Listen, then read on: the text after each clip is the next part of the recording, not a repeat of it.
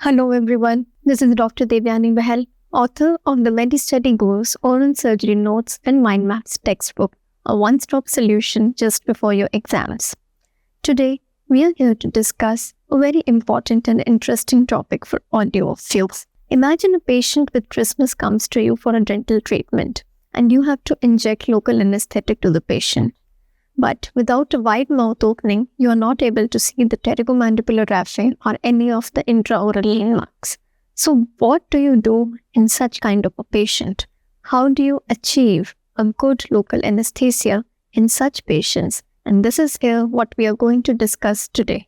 That is our closed mouth injection technique, also known as the Vazirani-Akinosi injection technique, because it was given by Sundarlal Vazirani in 1960 and Joseph Akinosi in 1977. A technique which is very commonly indicated for trismus or limited mandibular opening. When you are unable to visualize the landmarks for the inferior alveolar nerve block for in patients who have large tongue or macroglossia.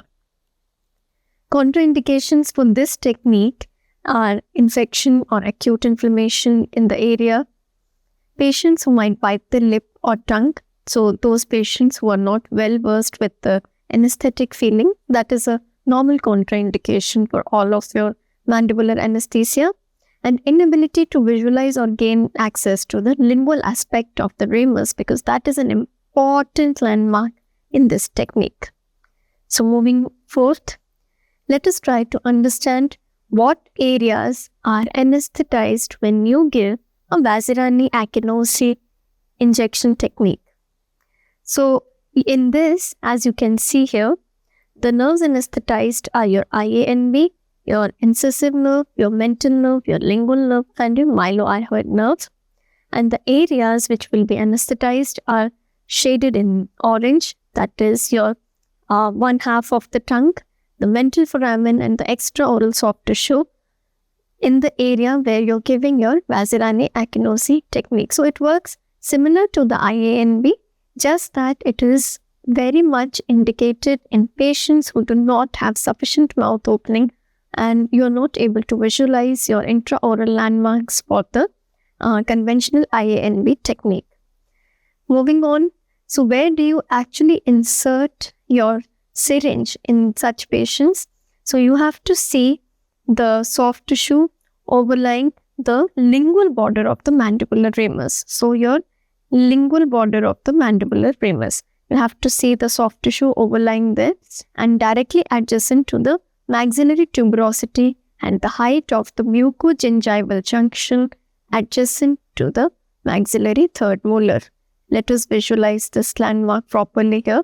So your area of insertion is here, which is adjacent to the maxillary tuberosity in the mucogingival junction of the maxillary third molar. This is where you insert your needle. Your landmarks for the Vazirani-Akinosi technique are the mucogingival junction of the maxillary third molar, which we have just seen, your maxillary tuberosity, and coronoid notch on the mandibular ramus. So remember these three landmarks, which is MMC, which means mucogingival junction of the maxillary third molar, the maxillary tuberosity, and C is the coronoid notch of the mandibular ramus. You're actually targeting the area which is the soft tissue on the medial or the lingual side of the border of the mandibular ramus. So, then you inject through a Vazirani-Akinosi technique, you are actually injecting in the inferior alveolar nerve, the lingual nerve, and the mylohyoid nerves. The orientation of the bevel is very important in Vazirani-Akinosi technique. The bevel must always be oriented away from the mandibular ramus and it should be towards the midline, so that if any error happens in the injection technique or if the syringe moves, it moves towards the mandibular ramus and there is less chance of the failure of the technique, which is why the bevel has to be oriented away from the bone of the mandibular ramus. So as you can see, this is a descriptive image of how a patient with limited mouth opening or trismus might come to you. So in this case, you're just retracting the cheek of the patient with 1 or 2 fingers, and you are judging the landmark which is closer to the mucogingival junction of your maxillary third molar, and you are inserting the needle at that level to achieve the IANB anesthesia. To show you a proper demonstration, you can see that this is the actual point of insertion of your Vazirani-Akinosi technique. Look at the syringe, how it is positioned. So this is how you have to position your syringe. For a Vazirani-Akinosi technique, you can clearly see where the needle is inserting. You can see how the syringe is positioned over the cusps of the mandibular tooth. So you follow the standard operating procedure as you do for the IANB.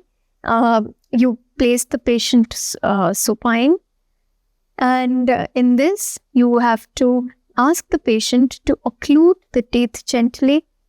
The cheeks and muscles of mastication should be relaxed. Then you reflect the soft tissues and you hold the syringe barrel parallel to the maxillary occlusal plane. Insert at the mucogingival junction of the maxillary third molar.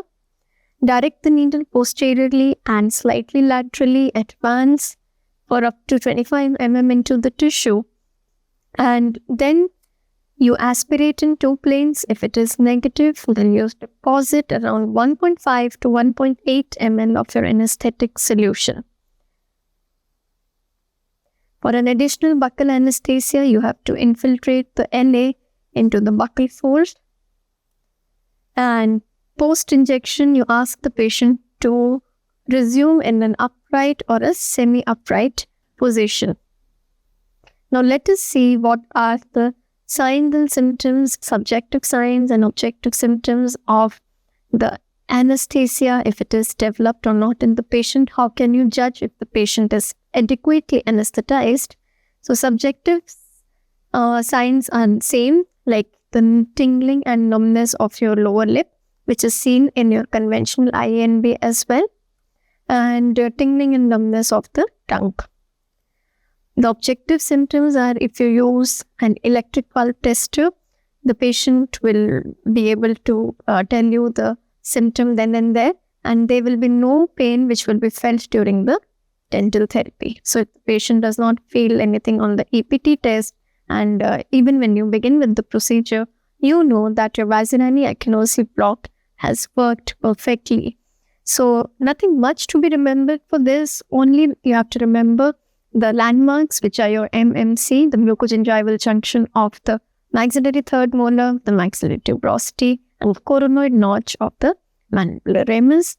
So once you remember these 3 landmarks, the patient has to be placed supine and reflect the soft tissues with 1 index finger and a thumb. And insert the needle parallelly to the maxillary third molar occlusal plane.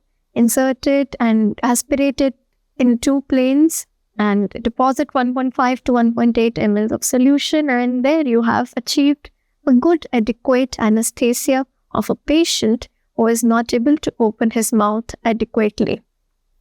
So what actually happens is, when you give anesthesia in such patients who are having very severe trismus, it will actually help the patient to be able to open his mouth slightly better. And this will increase the chances of you doing your dental procedure better. This is not only indicated in oral surgery, this is for any dental procedure.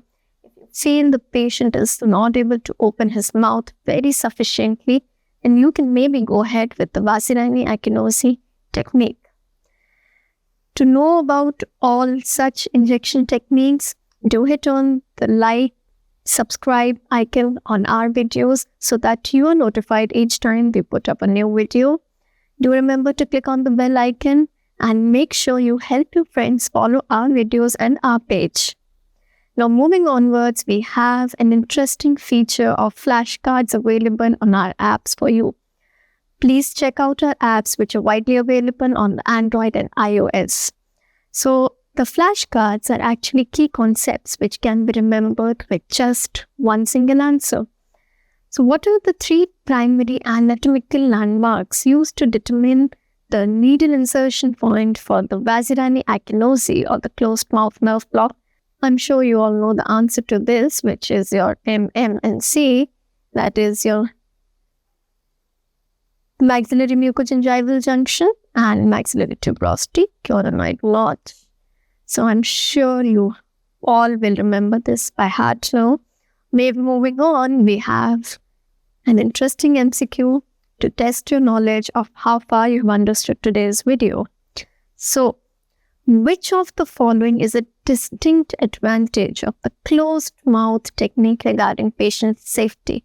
So now you have to read the words very carefully and try to understand each type of injection technique has its own advantages and disadvantages. So, A, it has highest success rate of all mandibular blocks. B, it requires no needle.